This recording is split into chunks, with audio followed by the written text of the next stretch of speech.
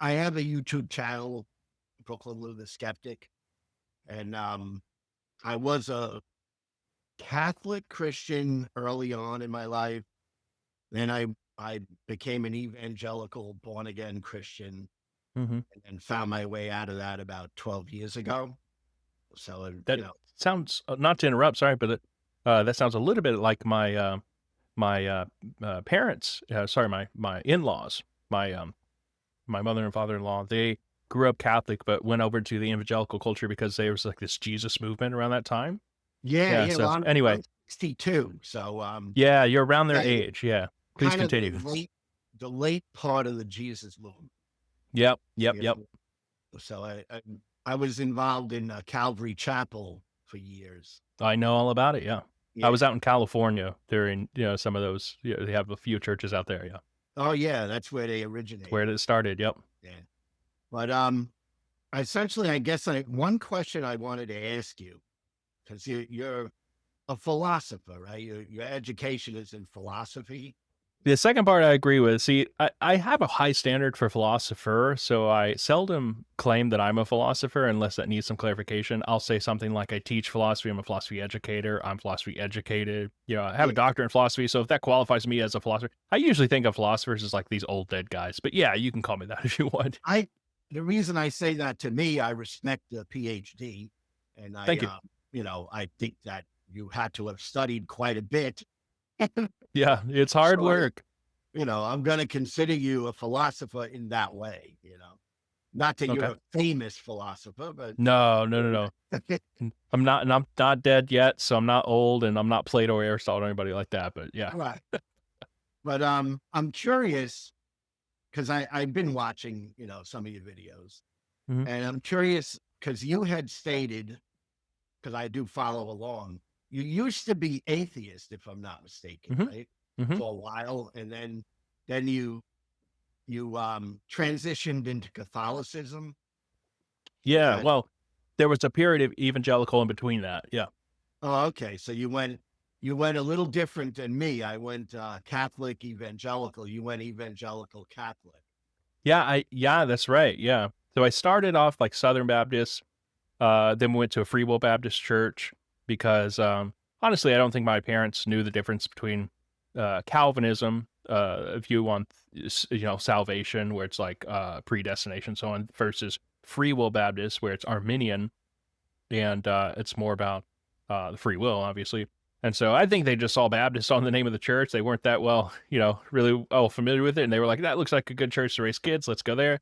And so, yeah, throughout, I went to a Free Will Baptist college, starting out in college actually, and then through college, I got it was during that new atheism movement, and I was in a very hostile, I get towards religion, philosophy department, and there wasn't a single theist in the whole department, and not real representation there. But they had one guy who was like Jewish, but he was atheist Jewish, and then towards the end of my career, so that my undergrad career, I went off to study philosophy, do my master's and so on. But yeah, so that's the period during undergrad where I really, was all but a card carrying atheist. I wasn't outward and explicitly, uh, claiming I was atheist. I wasn't out of the closet, so to speak, but I certainly was a functional atheist at the time. I had a serious doubts and I was losing my faith, and I had all but lost my faith, really.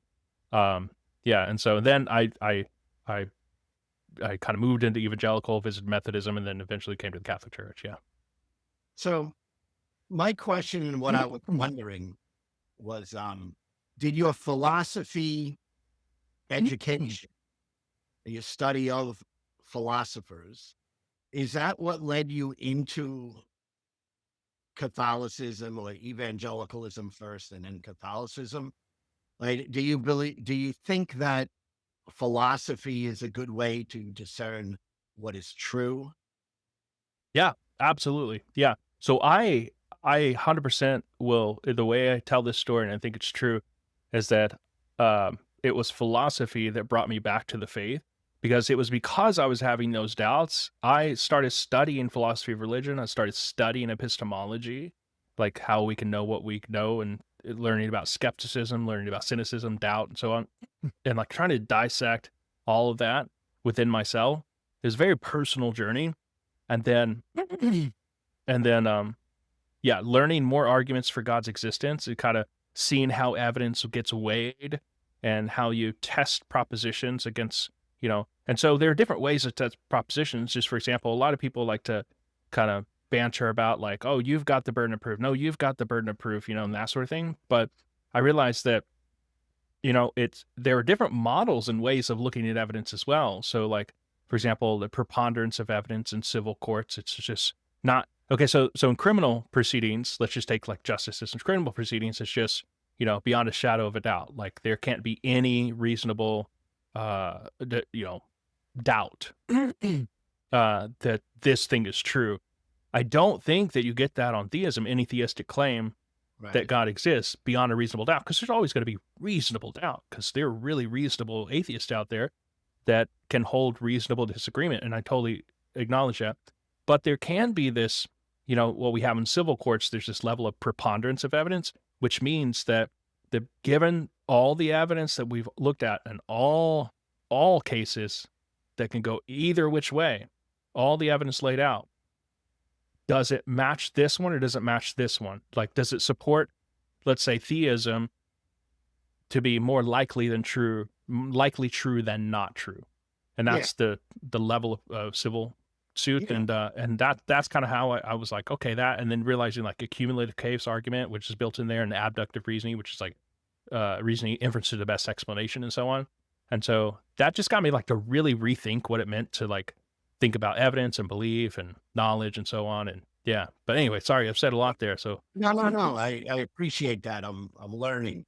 The preponderance of evidence. Am I to take that as you don't claim any absolute knowledge of a God, right? Mm-mm. Given you believe it's no. Well, it's a very likely scenario, right? Yes. So I will say this. So I think you can have knowledge without having certainty, because I take certainty, philosophers take certainty to mean 100% certain. Like you cannot possibly be in error about something. So like 1 + 1 = 2, you can't possibly be in error about that. You're just always going to get it right. Logical truths, mathematical truths like Descartes, I think, therefore I am.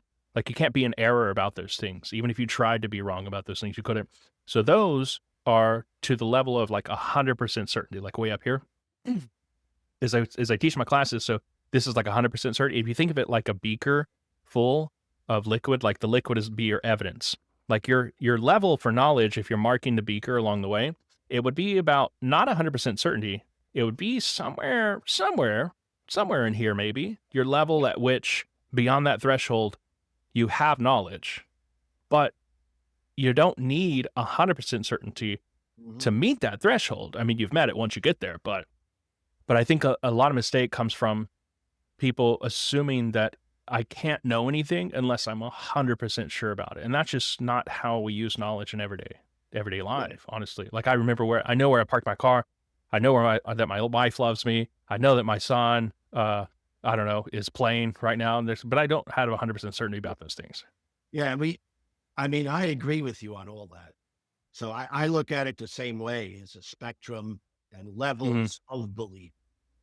I don't have any absolute belief myself. Yeah.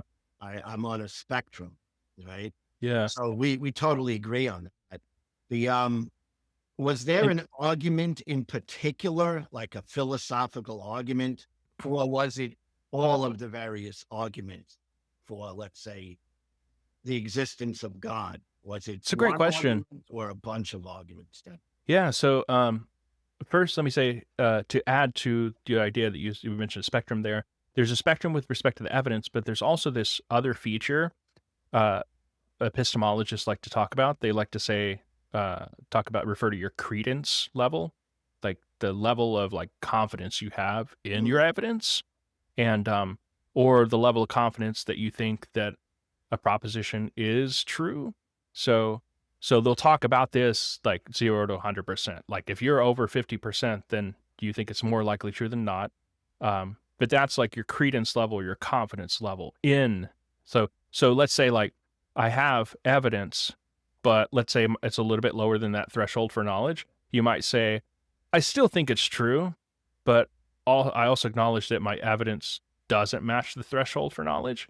Or you can say, okay, it's up here beyond threshold, but I think that my confidence maybe isn't matching that level of evidence, and I don't think it's true. So that's a little bit of like weirdness there, but but that's a subjective feature of the mind. But with respect to your So question, yeah, was go ahead. there one argument or a group of arguments that eventually tipped you over? I think it was a group of arguments. Honestly, it was um yeah. So again, going back to the cumulative case approach, like it's not just one argument that Christian theists have. It's dozens of arguments for God's existence, dozens of pieces of independent evidence, let's say, for the resurrection of Jesus and the existence of Jesus and so on.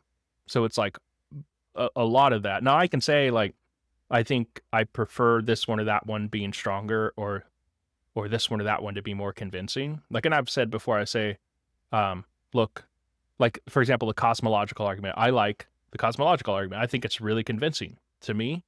Like one of the 5 ways. It's probably like ways 1, 2, and 3. The contingency argument's number 3, but 1 and 2, let's say, is the cosmological argument, like infinite regress and so on. I like that one, but I don't necessarily want to say that it's the strongest. I just find it the most convincing. It could be that I'm just like bad at assessing arguments for existence of God. It could just be that I'm more likely to be convinced by the cosmological argument, but I do like it a lot. I think it's most convincing for me. Again, that goes back to like the credence level. But I think it's a strong one, also objectively speaking. But yeah, so that's the one I prefer. And then I have like, it's just the preponderance of the evidence and all the evidence in the cumulative case. Yeah. Like the cosmological argument, Mhm. there's different versions I've heard. Yeah. But, the basic thing I would like to know, when you conceive of the God that you're serving, the God of Catholicism, Mhm. do you feel that God is a concept, an abstract concept in your mind, or do you feel that it's a real being or a person that you are serving? Because the cosmological argument for Mhm. me, weakness was it doesn't prove any particular God, Mhm. right? Like, you could use Kalam is people say the Kalam cosmological argument, Right. and that was basically, as far as I understand, was used to prove Allah, you know, Yeah, because absolutely. they jump from a first cause, right? And Mhm. that first cause is Allah if you're Muslim. And if you're Jewish, I guess it's Yahweh, and Christian, the Trinity. Right? Yeah. But what I'm wondering is the God that you serve an abstract concept in your mind, or is he a person, like a personal being that you speak with every day and he talks to you? Yeah. That's where I'm missing it. Because Yeah, I yeah, yeah. believe, just so you know, I think God is an abstract concept. That's my take on Mhm. it, right? Yeah, and I totally respect that because as an atheist well, I assume you're an atheist. Are you an I am, atheist or okay? yeah, So yeah, if you're an atheist, you would have to take that position. It's just a yeah, concept in the mind. I don't think it's merely a concept in the mind. As a theist, I think that God actually exists, that he is a being, that he's a person. But it's careful. It's good to be careful here because I remind people of this because in order to avoid any straw men, which I'm not suggesting you're doing, but just to head off any misunderstandings, just to say that God is a being or a person does not mean that he's just another thing in the universe, you know? So this would just lump him in with all the created things. And then of course the cosmological argument would be like, well, what created God? Well, you can head off that misunderstanding as just being like, well, God's not just a thing in the set of things in the universe. He is the ground of an explanation for all those things. And so he's something quite other and sovereign and different than that. So, but yeah, well, so yeah, I don't. With respect to like you're asking, uh, I know this is a minor point, but does God speak to me and so on? Perhaps he does. Well, I'm I don't. not very like mystical experience kind of person. As you can probably tell, I don't think God gives us all the gifts, right? And even scripture says this, like some are given these gifts, some are given these gifts and so on. So I got, for better or worse, this gift of like intellectual headiness, I suppose. I have a little bit of emotional depth that I'm thankful for, but like I don't have like the mystical religious experience gift like that many people do. Many people find the faith that way. And so I don't have that. And so if God speaks to me, which it's no doubt that he does, I'm not sure that I'm always listening, to be honest with you. And I don't have a reliable method to know. But there are some times when I'm like, yeah, that felt like God was speaking to me, but it's usually in hindsight. And just because I'm like wary about that, like when God's speaking and when he's not, doesn't mean God doesn't exist. It could just be that I'm a really bad listener, that I'm just a really bad, vehicle through which he's trying to speak. You know what I mean? See, one of the things, I guess, that led me out of the Christian faith was the abstract nature of God, right? Because it was something where I could not distinguish, and it took years, and I probably took 3 years to get out of it, And one of the things was I cannot distinguish what was a God talking versus what I was thinking.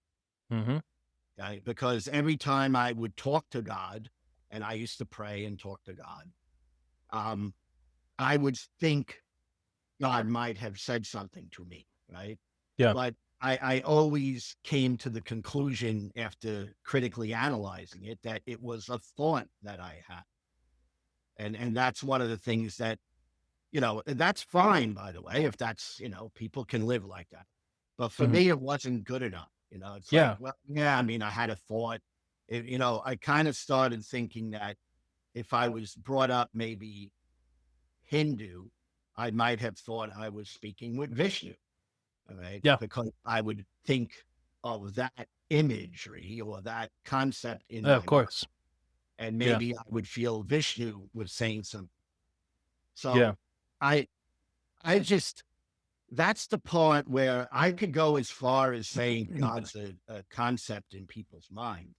It's when it goes past that I would struggle. And I've talked to so many people, and I've never had anyone demonstrate that they actually hear from a being, right, a person. And I would have to ask, do you think God is a person? I think it's three persons. Yeah.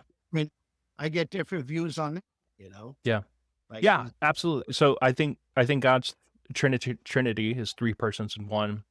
And that's significantly different than the alternative, which is being an object in the universe. A person has agency, can act and do things and so on. So like, if he's not a person, then it would be really difficult to account for God creating something, because only persons creation is an action and only persons do actions, because agents in the Latin agere just means to act. So agents are called agents because they are actors.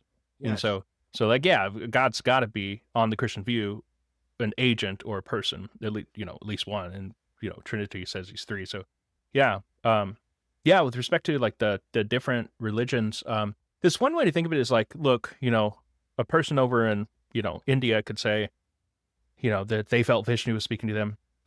I think that that's a fair criticism. So, and I think we find some common ground there. But I think a different way of looking at the same situation is just to say, look, you have people independently in different cultures thinking that something supernatural or divine or transcendent is speaking to them, something. And so that's independent evidence, independent of culture.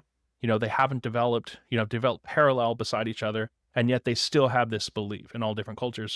So that's a significant datum, let's say. I'm not saying that we need to hang our hat on anything like that, but that's a significant datum that needs explanation. And so many naturalists, with respect to like trying to make religion have naturalistic explanations, which of course, if you're not a theist, you're going to try to do. You're going to try to say, okay, well, what do they think the thing is? What do they think the thing is speaking to them? And so that's where you get accounts of natural religion, things like Daniel Dennett's Breaking the Spell. I don't know if you've ever read that. I read that growing Didn't up, read it, in but college. I Yeah, know who he was. Yeah. yeah. He had a Breaking the Spell and a what is it? A natural, evolutionary account of natural religion or something like that. And he places the explanation in terms of speaking to the divine. In terms of speaking to one's dead relatives and then one's ancestors, and then those ancestors become really, high in someone's mind, and then okay, then they're gods. The problem with that, I like reading that account, but I think it's highly speculative with not very much evidence behind it. It's just like, okay, we've got to try to explain this somehow, and so we'll try to build a theory around it, and this is our best shot. Yeah. But it's highly speculative and doesn't really have any grounding in evidence. But it's like, yeah, but it's just a different perspective. It's like, let's take this. I fully agree with you. Have common ground there that, you know, a Hindu could very much believe that they are being spoken to by Vishnu. But I think what you said as well, that's not good enough for you. For me, yeah. Yeah. Now that's an interesting thing. It's like, I can't tell. Let me try to rephrase this with respect to me, index it to me. I can't tell for sure, not 100% certainty, but just for sure that that's God speaking to me. So I suppose God doesn't exist. Like that would be a bit of a leap, it seems to me, because there's a lot of in between where, like, if I were in a murder investigation, you know what I mean? Like that would be a huge leap to arrive at this. Well, this thing doesn't exist. There would be a lot of in between intermediate conclusions I could have gotten to instead of that. I could say, well, I can't tell whether this thing is speaking to me. So perhaps, like I said, my faculties are faulty. Perhaps he's not speaking right now. Perhaps he's got good reason not to speak to me. Perhaps he's trying, and so on and so on and so on. Right. But like, to arrive at this really distant conclusion, therefore God doesn't exist, is a kind of huge leap. Do you see what I mean? Oh, absolutely. And I don't make that leap. Right. Mm-hmm. I distinguish between my atheism, which is a lack of belief in a God. And that's just I would say that's based on my understanding and based on my intuition and based on my Yeah. ability to put these things together. But I don't claim a knowledge that there is no God. So for me, I'm an agnostic atheist because both of those words Mm-hmm. seem to apply to me. So I Yeah. don't call myself an atheist in the sense that I would argue that I do not, or I have evidence that no God exists. Yeah. I'm not going to make that argument. I don't think it's a winning argument. Yeah. So Let me ask you, why I aren't feel you just comfortable just yeah. saying, I don't know for sure if there could possibly be any one of, 1,000 different gods, but Yeah. I don't believe in any of them. So that's kind of my type of atheism. I see. Yeah. So let me just ask you, why then aren't you just an agnostic then? Like, why take the additional step of just saying I'm an Right. atheist? Because that's landing on a certain side. Yeah, but I will explain it the way I understand it. Mm-hmm. Okay. And I only speak for myself. Okay. Mm-hmm. I don't speak for any group of people. All right. But for myself, it's very clear that atheism is a lack of belief in a supernatural God Mm-hmm. of any sort. So I don't believe in Allah. I don't believe in any of them. So that puts me firmly in atheism. But I don't know that agnosticism, it does, but sorry to interrupt. I don't know and that that, it as does, far but as go ahead. again, as far as I understand these words, Yeah. all right, the agnosticism to me speaks to knowledge. Mm-hmm. Like that would be more of proof. So, like, if I were to say, I can prove to you there is no God, I'd be Yeah. taking a step I'm not willing to take because I don't know. All right. So I put myself or categorize myself as both agnostic and atheist. Gotcha. Now, that depends on the person, right? I mean, there's some people who would say, Yeah. I know for certain there is no God. Yeah. And I would call that, I guess, a strong or a pure atheist, maybe. Mm-hmm. Yeah. But I'm in the category of I do not know if there could possibly be. I think it's possible. I'll even go that far. I think it's Yeah. possible there could be a God, Mhm. but that possibility doesn't make me a theist because I have Yeah. to Yeah. believe it. You know what I'm saying? And Yeah. I don't believe it. Yeah. So I would call myself agnostic atheist. Yeah. That's how I explain that for myself. Interesting. Yeah. Yeah. So, I'll say a couple things, and I'll give you a last word here because we got someone waiting. This has been really enjoyable, but I wonder, thank you for that rundown of like how you personally see this and so on. I think that's super duper helpful, and it's really helpful, like not only getting in conversation with someone, but also like breaking down the way they see the categories, because the categories are the categories, but in philosophy, which this is the domain of philosophy and philosophy of religion, very often people can stipulate what they mean by a term. And if one person has it stipulated one way and the other person has it the other way, then they're just going to talk past each other. So I think that's so critical. Yeah, it's so critical to get each other in a room, like actually, say what you mean.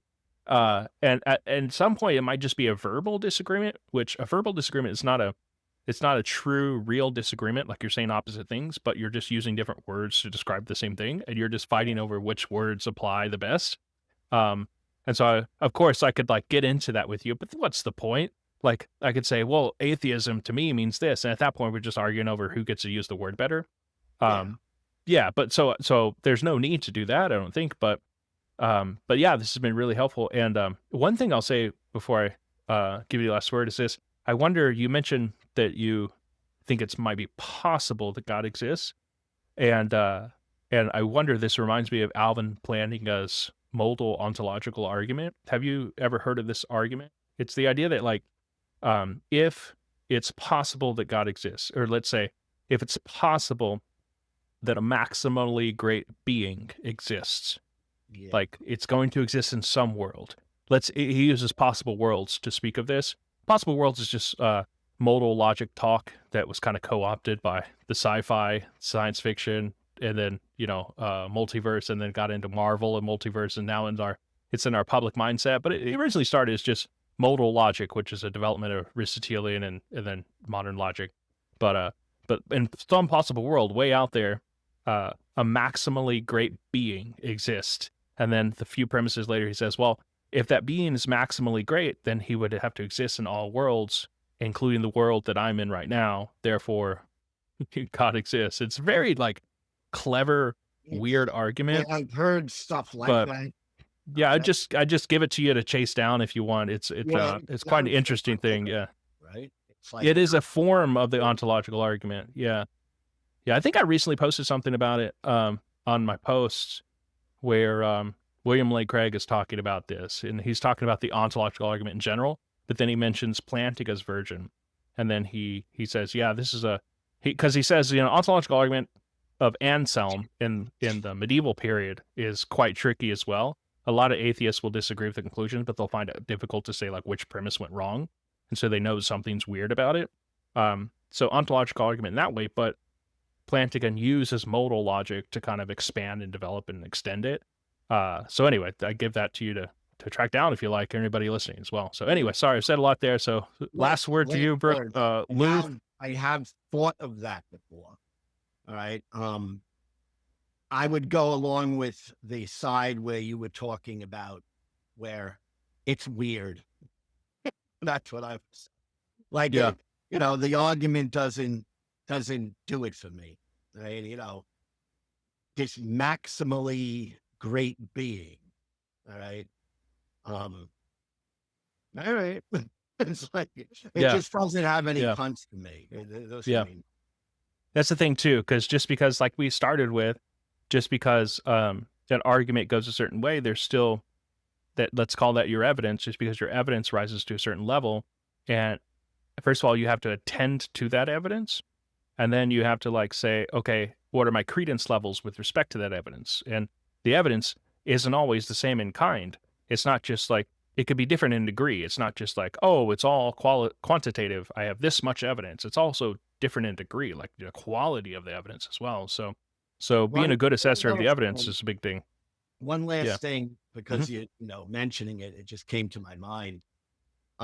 That goes back to what I initially said in my own personal belief. All right. Um, to me, that's very conceptual, right? Can you Yeah. conceive of a Yeah. maximally being? All right. Yeah. I mean, I can conceptualize God. Yeah. So that's not Got my, you. Yeah. right. My issue is I don't believe God is real outside of the universe. Got And, you. Okay. and that to me is what I'm looking for. Like if I get that sort of evidence, then I will swing to being a theist and then maybe a Christian, because most of hmm these arguments don't prove Christianity at all. It just prove Yeah. something. Like when you say Yeah. maximum great being, that's not necessarily Christian. That's just something, right? Some Right. being out Yeah. Yeah. True. You would still need further steps to get there. you to like Yes. But Trinitarian Christianity. I would hmm be a believer in a God Yeah. or a first cause. But I haven't encountered any evidence for anything outside of people's minds. Like Yeah. philosophy, yes, there are philosophical arguments that have some degree of explanatory power, you know, some degree of making you think, you know.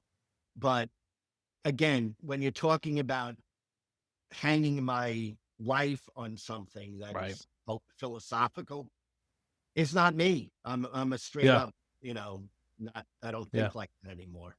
Yeah. Yeah. Well, man, I really appreciate it. It's been wonderful meeting you. I've seen you in the comments, so I really appreciate you Yeah, coming and I on. appreciate your having me on. Really do. Yeah, absolutely. Come back anytime. All right, thank you. All right. Take care. See ya. All right. So that was really, really wonderful. So yeah, a couple things there. We touched on a lot there. We touched on my personal intellectual journey and then journey through faith and through doubt and so on and so on. A bit of functional atheism, as I like to call it. We have someone else here about to come on. But I'll use this chance to remind everybody, you know, we have people coming on talking about atheism. That's one of the hot topics. Moral relativism, another hot topic. I don't know what this guy's going to talk about. We'll see. But since we talked about atheism, it's a good reminder that we have a recent video I just did with Joe Hessmeyer of Catholic Answers. I recorded it about a week and a half ago or so, and I just released it a couple days ago. So go check that out. It's on how to talk to atheists. A lot of angry people in the comments, but a lot of supportive people in the comments. It's just how comments are. But it's intended to be like this. Hey, where do we meet each other? Where do we meet each other? How do we find common ground? Just like we just did there. And a couple of arguments that Joe puts forward because he's talking the most. He's the expert in the room. And yeah, so if you like that idea, just go check it out. And yeah, tell me what you think in the comments.